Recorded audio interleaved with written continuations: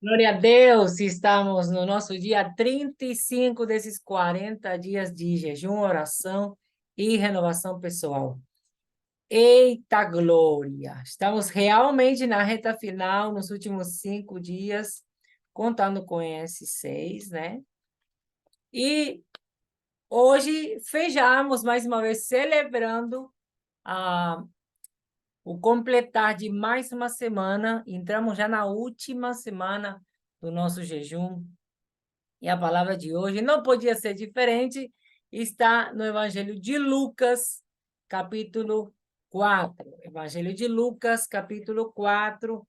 Enquanto eu abro aqui a Bíblia no aplicativo, eu te animo a você estar já deixando seu like, nos ajuda, deixa o seu comentário, compartilha com mais alguém, para que nós possamos chegar a muitas mais vidas.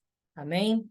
Então, o Evangelho, segundo escreveu Lucas, o apóstolo Lucas, apóstolo, evangelista, missionário. Lucas, capítulo 4,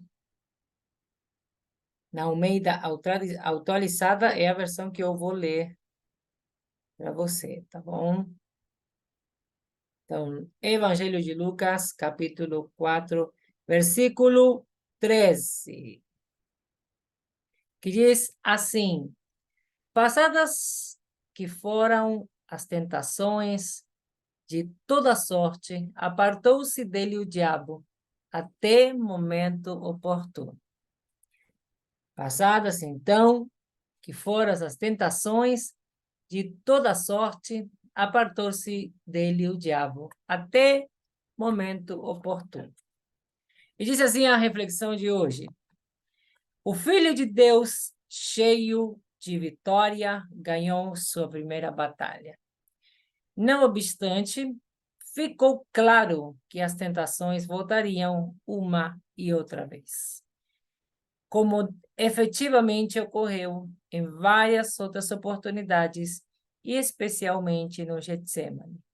De fato, Jesus reconheceu que em muitas destas oportunidades em que foi atacado pelo diabo, seus discípulos souberam acompanhá-lo.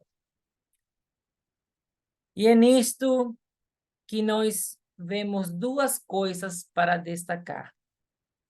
Primeiro, o texto fala de todo tipo de tentação. Todo tipo de tentação. Esta expressão parece se referir a mais tentações que nós falamos mais na frente e que se desenvolvem ao longo dos 40 dias no deserto. O inimigo descarregou sobre Jesus todo o seu arsenal e o Senhor conseguiu sair airoso de cada ataque. Isto nos serve de advertência para não minimizar o potencial destrutivo do diabo, que não apenas agride cada esfera da pessoa humana, espírito, alma e corpo, porém que o faz com exata precisão. Não tem outra maneira de superar uma confrontação assim que não seja cheios do Espírito Santo e armados com toda a armadura do Espírito. Segundo o texto fala de outro tipo de oportunidades, até outra oportunidade. Derrotado neste combate, o diabo se afastou de Jesus até outro momento mais oportuno. O inimigo não se dá por vencido, nem finaliza as suas tentativas de roubar, matar e destruir. Ele não desiste. A sua rebelião é tão tenaz que não cede na sua obsessão por encontrar uma boa oportunidade quer dizer, um ponto fraco em nossas vidas para lançar seus dardos de fogo. Se ele tentou com Jesus, como é que não vai fazer isso conosco? O erro mais perigoso que podemos cometer é pensar que porque temos reconhecido a Jesus como Salvador e Senhor e nossos pecados têm sido perdoados, estamos vacinados contra todo ataque do inimigo. Jesus se manteve sempre alerta e atento a qualquer estratagema do diabo para assaltá-lo. Quando mais tarde ele encontrou uma boa oportunidade para destruí-lo através da negação de Pedro e da traição de Judas, Jesus declarou: "Vem o príncipe deste mundo. Ele não tem nenhum domínio sobre mim." João 14:30. E quando foi arrestado no jardim do Getsemaní, antecipando outra dessas oportunidades, se ouviu dizer: "Tem chegado a hora de vocês, quando reinam as trevas." Lucas 22:53. Jesus viu com claridade em cada tentação. Ele era confrontado com os estilos de vida. Por um lado, uma vida de fé no Pai Celestial. E por outro, uma vida de incredulidade.